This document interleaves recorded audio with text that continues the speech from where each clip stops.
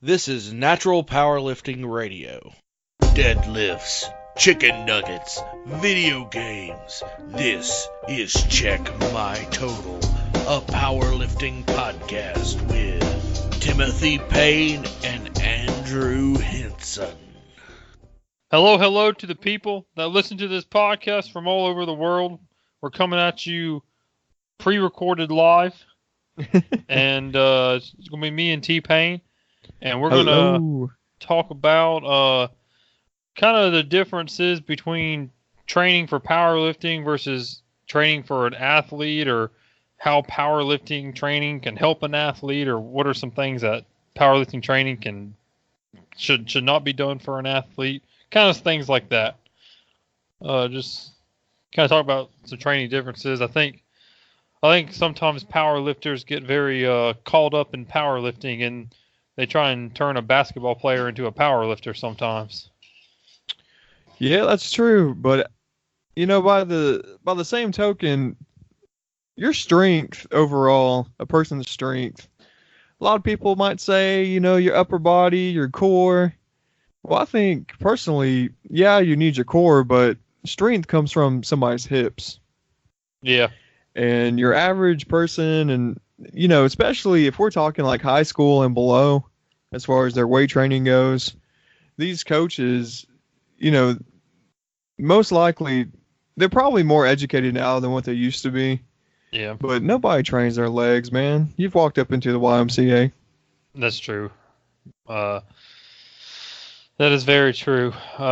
People just disregard it. I think they don't, for general athletics. I think if you're going to sacrifice one thing, I think if you just sacrifice your bench and you focus on your lower body, building up your hips, your quads, your hamstrings, things like that, I think you'll do better in probably most sports than if you focus on your upper body. Yeah, I agree. We've talked about this before. As far as powerlifting goes, or really anything at all, if you can only go to the gym once a week or once a month or whatever, then one exercise that you need to do is squat. Yep. So, but yeah, I think the overarching thing of this podcast is going to be, your hips need to be strong. Yeah. No matter if you're an athlete or a powerlifter. Yeah, I think if you're an athlete who's not competing in powerlifting, I mean, you're right. The one thing that I think powerlifting gets right is the focus on the squat. If you're going to learn to be good at your sport and get stronger, the squat's probably your best bang per buck exercise. Yes, and all the Olympic lifting movements, your power cleans and snatches and all that kind of mess too. Yeah. So I think even the different types of squats, you can squat kind of low bar. You can try it out some, and then a lot of high bar squatting works too. So what is your opinion on, so powerlifters train for a 1 rep max? How does that differ in an athlete's life? If you're an athlete, I wouldn't even worry about your 1 rep max. And, if you talk to a lot of college athletes and stuff, they really don't even know what their 1 rep max is. Yeah. Because that's not the focus. You're focused on doing whatever your sport requires. So, if you're a linebacker on a football team, your focus is on, speed, endurance, and knocking somebody's block off. You ain't worried about how much you can squat one time. Yeah. And I think a lot of times, powerlifters, when they go into training for other sports, like they get a job as a strength coach and stuff, a lot of times they try and bring that heavy 1 rep max into the weight room and try and get these people to like squat all of them squatting 500, 600 pounds. Yeah. Which, it's really funny. Do much. It's funny when those people like that get a hold of like a track athlete or something. Yeah. It's like packing on muscle onto a track athlete or, cross country. All that's doing is making them slower. Yeah. It's not really helping them. I mean, it might help them a little bit, getting their body to where it can naturally support that muscle, just kind of getting what muscle they have a little stronger. But when you start packing on the pounds and trying to really bulk them up, yeah, it ain't gonna help them. Nah, not at all. But I think the squat's best bang per buck. I think you can take that exercise with you no matter what sport you're doing, honestly. I agree.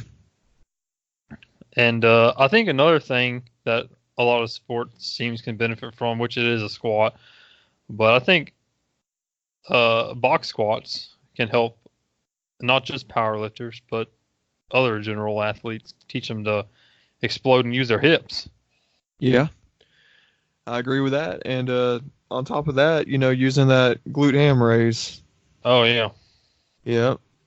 But I think, that's kind of what we're talking about. It could be seen as athletes doing a powerlifting workout, but really it's not. Because like you said, the focus isn't on a 1 rep max, which I know I'm just repeating what you just said. But yeah, it's really not on the 1 rep max. But what would you say are some kind of key principles from powerlifting that applies to almost all sports and that other athletes can use some powerlifting, I don't know, tips, techniques, or whatever? Well, just to go back to the squat technique is the best technique, powerlifting squat, because it is all in your hips. If you do a bodybuilding squat and your knees are way out over your toes and you're just building up your quads, that's not helping you too much. And, just the powerlifting squat, just the technique and the form is it's less likely to get you hurt in the long run. Yeah. If you learn how to push your hips back and sit back, which, it'll be different for everybody how far they sit back. But, it's all about saving your knees, and that's what people get scared of when you say squat. Yep. That's just true. And I think going along with the technique, I think since powerlifting focuses on moving the most amount of weight possible for 1 rep, generally you have to have really good technique and really safe technique in order to move those maximum loads. So I think that taking the technique aspect of powerlifting and putting it into whatever sport you're in is good. Like the bench press. If you're going to bench press, I can't tell you how many football players you see bench pressing, and man, I'm just waiting for a pec to rip. Yeah. You watch these dudes in the combines and stuff, they're not locking it out, and it's like really herky-jerky looking. Yeah. Because they're having to stop their momentum so they don't lock out, so they can turn around and go back down. And I think that's what you're saying, where it looks like they're going to rip their pec out. Yeah, and their elbows are just flared out. Yeah, flared out like all goodness, and like it just don't look too comfy. Now, someone might ask you the question: well, should an athlete, bench exactly like a powerlifter, like really like exaggerate the arch and kind of get a little crazy with it and stuff like that? You should take the technique aspect of it, but if you're just a general athlete, you don't have to get the biggest arch in the world. No, not at all. As long as you're tucking your shoulders, that's really all you need to do. Yeah, as long as your shoulders are tucked, your body will kind of, when you tuck your shoulders, your body will have a little arch in it. Yeah. But I wouldn't do the craziness that a lot of powerlifters do. It's just... I agree. And another big difference between, training a regular athlete and powerlifting training is powerlifting is all about pushing things in a straight line. Yeah. So, squat, bench, deadlift, that's what you're focused on, the main 3. Well, all of those, like, what we were talking about, you got your perfect form, but the reason you have perfect form is to be efficient, getting from point A to point B the quickest way and, most efficient way you can. Well, if you're playing a sport, you got to be strong from all kinds of different angles. Mm-hmm. because you're not pushing everything in a straight line perfect every time. Yeah, very rarely are you doing that. So if I was going to train an athlete, saying that I'm not, how am I trying to word this? I'm not educated enough to actually train them in that sport, and you're Yeah. just trying to throw them into something. I guess strongman training would be the best for an athlete. Yeah, I was kind of thinking the same thing. Some type Strongman of, weightlifting. yeah, strongman, weightlifting. I mean, I think really the only thing from like strict powerlifting I would carry over is just the emphasis of the squat. Mm-hmm. I mean, I guess I'll have you bench press every now and then. It'd be something different to do, but like I'm probably more if you could like farmers carries would be nice. Prowler pushes. I think overhead pressing would probably be more beneficial than bench pressing. Yeah, I think I think if you're gonna not focus more on something more practical like something where you're over your head, standing up on your feet over your head, some incline pressing, things like that. It's probably more beneficial than a flat bench. Yeah. Log presses. Gotta keep those light though.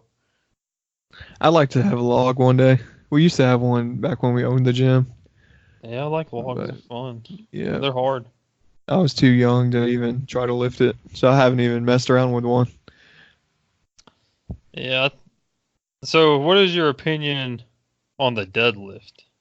Do you take that exercise in your arsenal? Do you not do it at all? Me personally, if I'm training an athlete, I'll probably make them deadlift just because I have no clue how to teach somebody how to clean. Oh, Because, yeah, we come from that powerlifting background. But if I think you actually got to be athletic to clean. And we've said that before on this podcast. To be an Olympic lifter, you got to be an athlete. yeah. And, yeah, there's really not a big point in deadlifting because I guess you could call that almost like a partial of a clean, kind Yeah. of. Because when you think about deadlifting, it's picking up 700 pounds off the floor. Well, if you're, that goes back to your 1 rep max thing. Yeah. I mean, If I was teaching it, I'd probably keep them in the 5 range or, higher than that, doing 8s or something. yeah. I probably wouldn't go below 5. Yeah, me either. I just think the risk and reward is just too high with deadlifts. Yeah. I mean, it's a fantastic exercise, but man, you risk a lot when you start getting heavy. Yeah. And if I have, and I wouldn't bother with sumo if I just had an athlete. Yeah. Unless the athlete has a lot of problems already with their back or something, or they've unless I just want to switch it up or something. I don't know. Right. I just think there might be, and if I do have to do a sumo deadlift, I think my time's probably better spent in some other exercise. And plus, this is going to be a knock on sumo people, but you're trying to shorten your stroke as much as you can. And, if you're training for a sport, you need to be, strong all the way through. So I think a conventional, is more time under tension and the more muscle groups you have to get involved, more so than a sumo. Yeah, and I mean, powerlifters love the deadlift, but I mean, there's a lot of chances you can risk it. I mean, trap bar deadlifts might not be that bad, That's true. but I mean, I don't know. Is that a deadlift? Yeah, and you'll see usually more trap bars in a, strength and conditioning gym or whatever you want to call it at a university than you will regular deadlift bars. Not deadlift bars, but, them pulling with a straight bar. Yeah, I mean, I'd probably I think it might be something nice to switch up every now and then, but yeah, definitely probably going to keep them in the 5 to 8 range. and Yeah. not push it hard. Because it's almost more about being explosive than it is trying to lift big weight. Yeah. Another thing I think that could possibly carry over pretty well is bringing some of the banded work. Yeah. Into athletes training. Maybe not so much. If you're going to do the normal bands that have a ton of tension pulling the bar down to you, I might want to go a little easy on that, or just do them for like sets of 3 and just try and be explosive with them. I guess that's another main difference. When I think athlete, I think explosive. When I think powerlifter, I think strong, which I know you have to be explosive, but doing that one rep, it doesn't look explosive. Yeah. Yeah. I just it's just 2 different ways of training, which is what the point of this podcast is. Yeah, it's 2 different ways of training. I've just seen it to where you get a bunch of gung ho. Oh, there's only 3 lifts in the world, and it's squat, bench, and deadlift. And my softball players are gonna spend all their time squat, benching, and deadlifting. As a trainer, you have to look at what the person is doing in the sport, like what position they're playing. Because a catcher's got to train different than an outfielder, or a defensive lineman's got to train different than a cornerback. You gotta break down how their body's actually moving, what it requires for the position that they're playing, and if for example an offensive lineman, I would probably, your hips and everything, but that is where a lot of that shoulder work's going to go into, because you got to push people back, you got to drive them off the line and all kinds of stuff. You got it's even more specialized than powerlifting, I would say. Training an athlete for a specific position. Yeah. It really is, because every position is a little different and different. They get in the different positions and they have different requirements they have to fulfill. So, in some sports, the different type of positions might need a little extra one-on-one attention. Yeah, so a little footnote to that: if your trainer is trying to put you in a cookie cutter thing, he probably doesn't know what he's doing. Yeah. Another thing I think that in general can help athletes is I really like those kind of those TRX ropes and like some body weight exercises and to do work on your shoulders and stuff like that. And I think some of that stuff's really good, just to warm up with. And I love plyometrics, jumping on boxes and stuff like that. Oh yeah, that's really good. You could even do that with bands. Yeah, you could.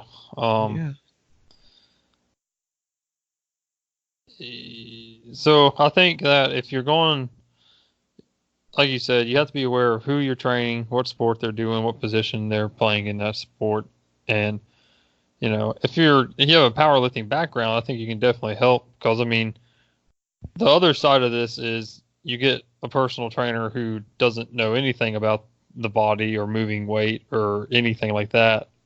And, they just have you do dumb stuff all day, like sit-ups, and just going to have everyone do sit-ups all day and tricep push downs and stuff like that. Yeah, and I guess if you're pretty well along in your powerlifting career and know what you're doing, that you know how to program, which I'm not sure, like a high school football coach is doing, is actually programming their weight training. That's true. So I think, if you have some type of programming, writing out routines and stuff, that can be helpful. You have to consider that, most powerlifting programs revolve around a 4 to 6 day gym schedule. And when you go for a football player or baseball player or whatever they are, you got to realize that they're also practicing their sport some days. So like, you can't just have them on a 5-day Russian squat plan. Yeah, because they got to turn around and, like you just said, run around the field. Yeah. So You, I mean, you, I don't you really know how often people like different sports practice because it just depends on what school. But I'd be pretty surprised if you're able to get them training hard in the gym for 4+ days. Nah, I stayed after school one time, and the football team was training, and it was more or less they were just goofing around. Yeah. And this was before the football season, so like right now they were training. It's like, man, y'all ain't even focused on off season stuff. Yeah. So, because when the season does ramp up, they that weight training kind of goes away. Yep. But anyway, they were just goofing off. But that's high school for you. That's true. Everyone goofs off in high school. Yep. So on the flip side of this, what are some things from an athletic background or sport that can carry over to powerlifting? I think powerlifters should do more plyometrics. I agree. Help be We're all too explosive. fat. Yeah. See, this is the problem with powerlifters. It's like you said earlier, extremely efficient at moving things in straight lines. Yep. And it's really weird. People have this idea that powerlifters are like really strong people. But powerlifters are only really strong in really niche movements. Right. Like Yeah. when you think about it, like you're like I'm only strong in the bench press when my shoulders are tucked back, my back's really arched, and my hands are in the right position, Mm-hmm. and I get a good lift off, and Like what's your bench, for example? like best bench in competition is 370. So you think you could do that flat back? Absolutely not. Yeah. I would be hard pressed to get. Oh my god! I bet you I could flat back 290, 290. I don't even think I could get 300 flat back. Yeah. Honestly, I really don't. I just do not think I could even get 300 pounds with a flat back. And another thing is, if you do train this more kind of off the wall stuff, which you got to fit it in your program and to make sure you don't burn yourself out. But doing some strongman training or, like I said, plyometrics, explosive stuff. If you get all these muscles that you don't even think about stronger, it's going to make your overall 3 lifts stronger too. Yeah. Yeah, I think powerlifters just need to Open their minds. Open their minds. Do some more bodybuilding style training, plyometric, strongman stuff. Like, I don't know. I mean, plus it keeps it from being monotonous. Yeah. I mean, I get that it's hard to gauge as a powerlifter. Like, if you spend a couple months doing strongman, it's kind of hard to tell, hey, is my squat going up? Is my deadlift going up? And you kind of get worried, and it's kind of like, man, I haven't maxed out on a squat in a while or done a max set of 5. It's like, I don't know. Which, you still need to keep doing the movements, like the patterns and stuff. Yeah. But for example, if you're, it's squat day, well, you got your heavy squat day, and then you have your, speed dynamic day. Hypothetically, if you're doing a 4-day routine. Well, instead of doing box squats or whatever your speed work is that day, 9 sets of 3 or whatever you're doing, get that Atlas stone out and work on putting the stone on top of a box, because that involves squatting and just switching stuff up like that. Because when I think about putting this kind of stuff, plyo, strongman, it's more for your accessory work than it is your actual hard workout. Yeah. I mean, gotta switch it up. Gotta be not so fat and unathletic. Yeah. Because really, I don't care how much you lift as a power lifter. you're probably not that strong, honestly. like, you're probably really not. Like, congrats, you can deadlift all that stuff, but I bet you can't pick up a rock and walk it 5 meters. Yeah. I don't know, just growing up and everything, just be strong all around.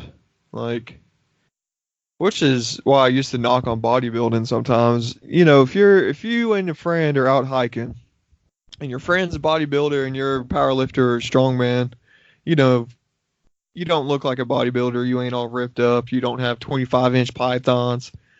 And then while you're hiking, you slip and this big boulder comes down and falls on your leg. Well, hold up. Let's say there's 3 people. It's you, the bodybuilding guy, and the rando. Well, the rando is the guy that slips and has the body, or has the, the rock fall down the mountain and land on their leg. Yeah. Well, do you want to look like the dude that looks like Hulk Hogan? All shredded up, huge, big arms, big legs, but can't lift anything? Or do you want to be the dude that can actually get this rock off this person? And that's always been my thing. It's like, yeah, I might not have 25-inch arms, but I can go over there and pick something up. And like you said, powerlifters, you got to get out of your straight line mentality.